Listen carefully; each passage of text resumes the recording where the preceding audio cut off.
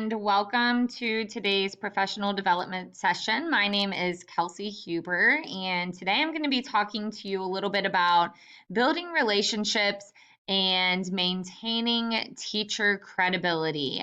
How can we continue to do both of these things that are so important in our online students' education? So, teacher credibility, what exactly is it? This is when students believe that they can learn from their teacher. We have to build a strong relationship with them in order to really make them see that, we know what we're talking about. They are able to learn from us. And this is constantly changing, okay? It is dynamic and it's not going to be the same for every student. So it's really important that we have these key elements when talking about teacher credibility, which is to have a strong relationship. We have trust, okay? We are showing competence, dynamism or passion, and immediacy or perceived closeness. This quote here is from a book that I strongly encourage you all to read called The Distance Learning Playbook. And when they are talking about teacher credibility, they say teachers must be seen as believable, convincing, and capable of persuading students that they can be successful. Without the student feeling like we know that they can be successful, they are not. Okay, so we really have to show that passion towards their education. Now, how can we achieve the ultimate teacher credibility? We must start with building the relationship. Okay, so maintaining a positive relationship with our students and building trust, providing a safe space for your students in your classroom will help you to achieve teacher credibility. Up here on the screen, we've got 5 different elements of teacher-student relationships, and these should really be practiced every single day. We should show empathy and be understanding, have positive regard, show warmth. We want our classroom to be a warm, welcoming environment. Show genuineness. Be aware of what your students need. Non-directivity by having student-regulated and student-initiated conversations and assignments. And lastly, encouragement of critical thinking. And this also includes, discussion with your students and giving them choice in their assignments. And students really know when we care, when we can show that we are there to help them succeed. So without trust, you are really going to have zero buy-in from your students. You will have nothing. And so it's important that you really focus on building that relationship each and every day. Also have to change the dynamic. So which students, we all have these hard to reach students in all environments, but it does seem like sometimes in the online environment, of course, it is harder to reach out to some of those students that are shy, those students that never get on the microphone or turn on their cameras.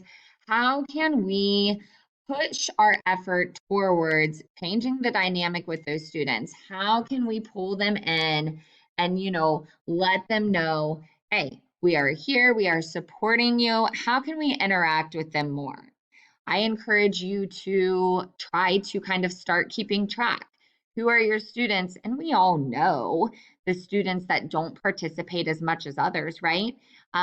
So let's target those students, okay? I've got some ideas for ways to keep track of your interactions with them, questions that you can pose to yourself to ensure that you are fully interacting with them. So you are putting forth the effort, and now the student just really has to see that, pick up on it, and follow through. So did you greet the student by name when they entered your classroom?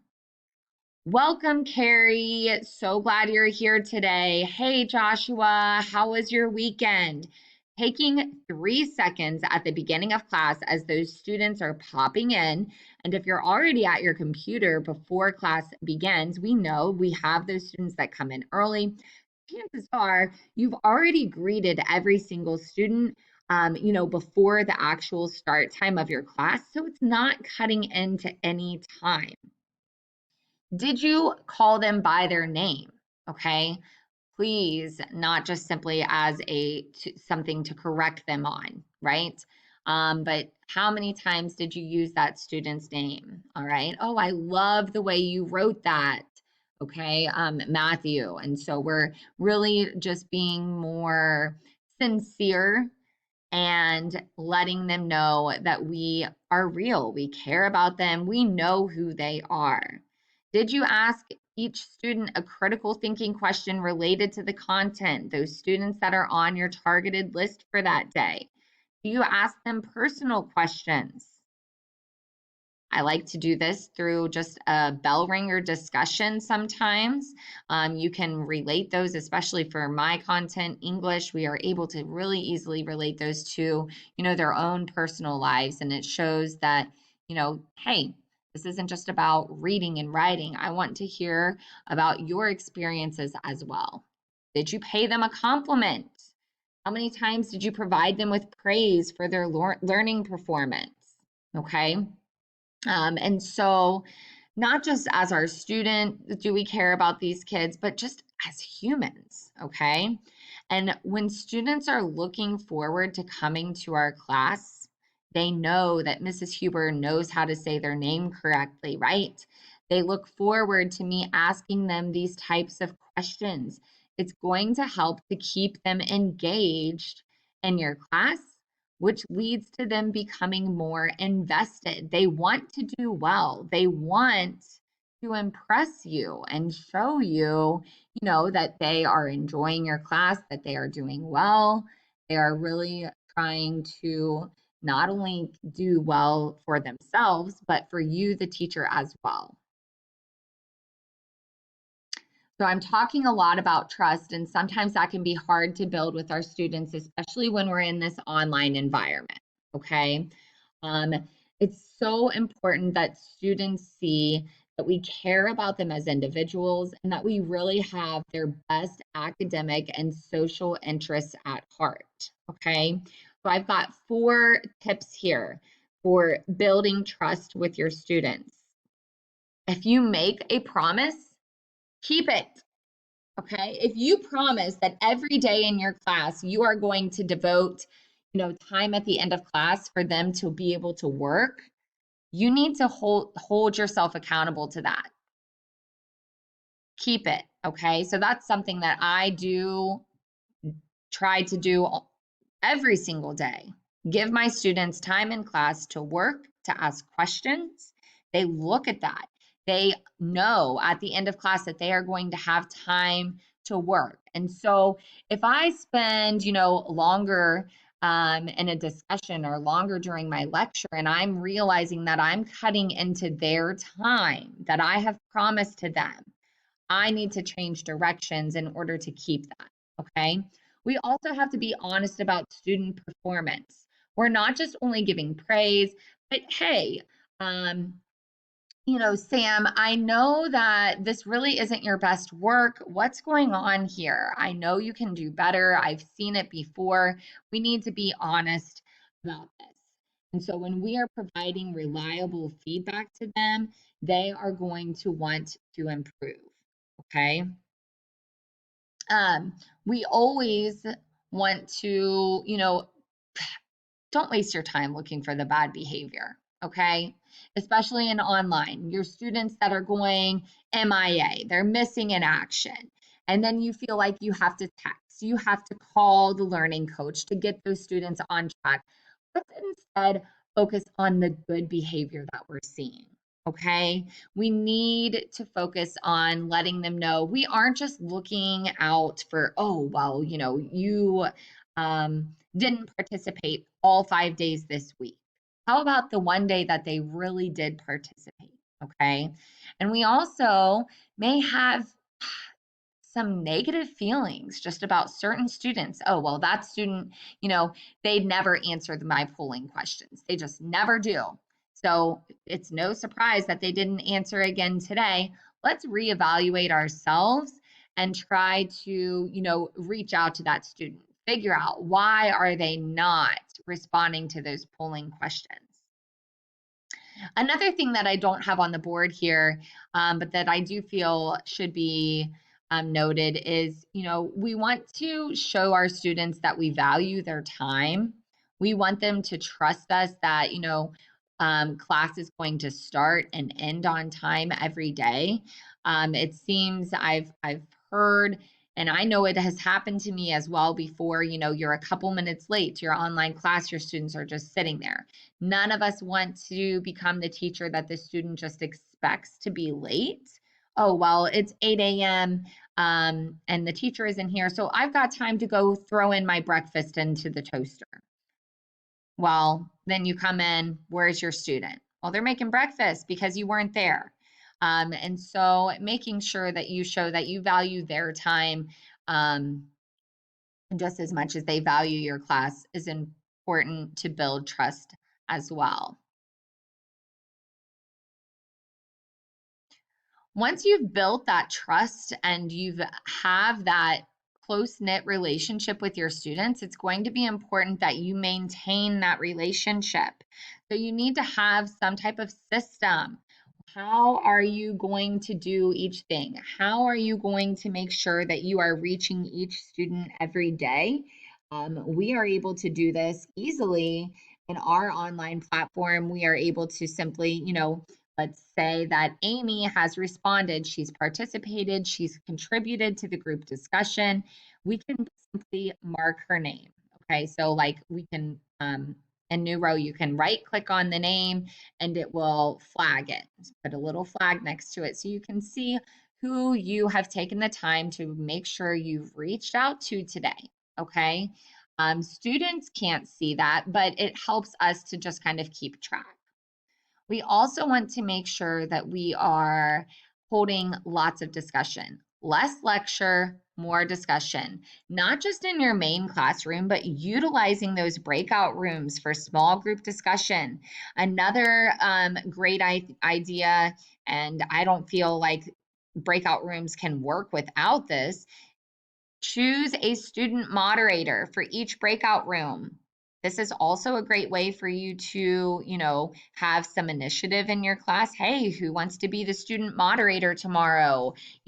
Send me the correct answer to this, or send me a reason as to why you would be a good student moderator for the day. Allowing the students to help facilitate these discussions helps to ensure that all groups are on task and working, and we want to make sure that we as the teacher are also popping in as well. Another way that we use discussion in online a lot is we have just our virtual whiteboard. Hey, respond to the question on the board. And it's important that we as the teacher are also responding to our own questions. Students love to hear our input. They love to hear about our experiences and know, hey, you know what? Mrs. Huber, she was a 14, 15-year-old girl just like me at one time in her life as well. They love to make those connections. And then lastly, we want to make sure that we are maintaining communication outside of class meetings. Students and learning coaches are not only hearing your voice during the 50 minutes that they have you in class each day. Okay, so you can send texts, emails, make an announcement, make a video announcement, make a video and send it out to everybody. You can also do the conditional announcements where you are sending out congratulatory, funny memes or videos to any student that received an A on the test. Maybe you have someone that, got a D and you want them to try it again. Reach out to those students. Give them the link to the assignment, a little blurb, a video. Hey, here's some resources to help you boost that grade, okay? And I want you to try it again. By keeping in touch with our students and our learning coaches, they are going to see we care about them, we value them, okay? We want them to really succeed in our class.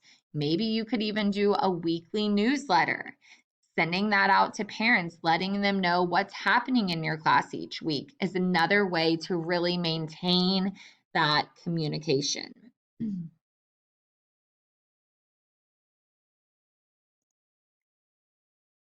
A couple more tips.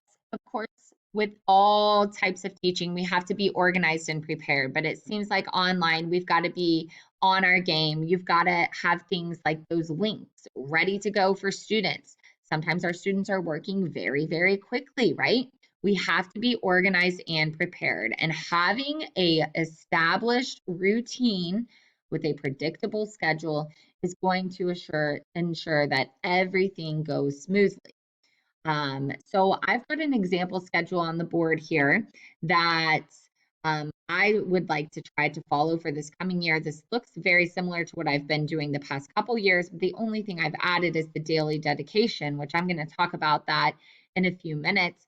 But letting our students know, we have this set schedule, and our students, when they feel like they know what's coming next, they know what to expect, right? They're not thrown for a loop.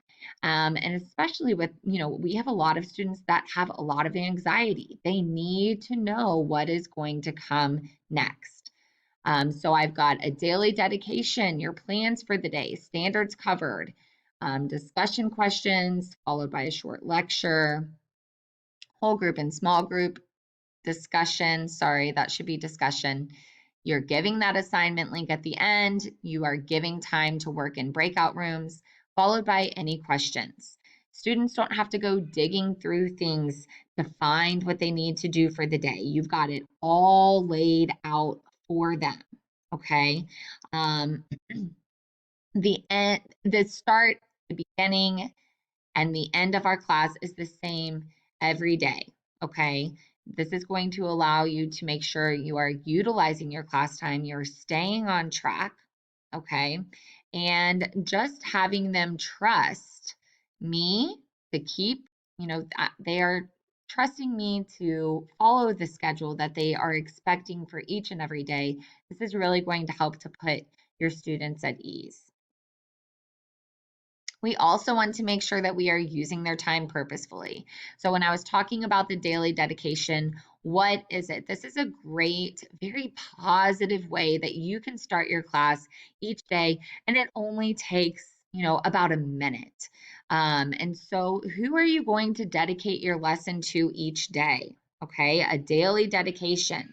You are dedicating that day's lesson to a specific person, and it can be a dedication by you, or maybe you even want to ask for student volunteers to dedicate something to. They'll send you an email a few days before, and you can throw that on the board. For example, one that I have here, I dedicate today's lesson to my sophomore math teacher. I was awful at math, and Mrs. Reinshagen never let me give up. She encouraged me and pushed me each day, even when I felt like giving up.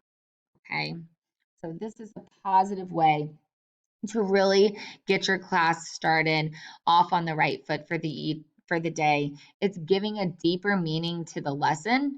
And the awesome thing is it oftentimes will spark a discussion, which is leading into your content for the day. All right. So if you have any questions today, please feel free to stick around, or you can send me an email with anything at all. I am happy to chat further about this with you, and I hope you have a wonderful day. Thank you, everyone.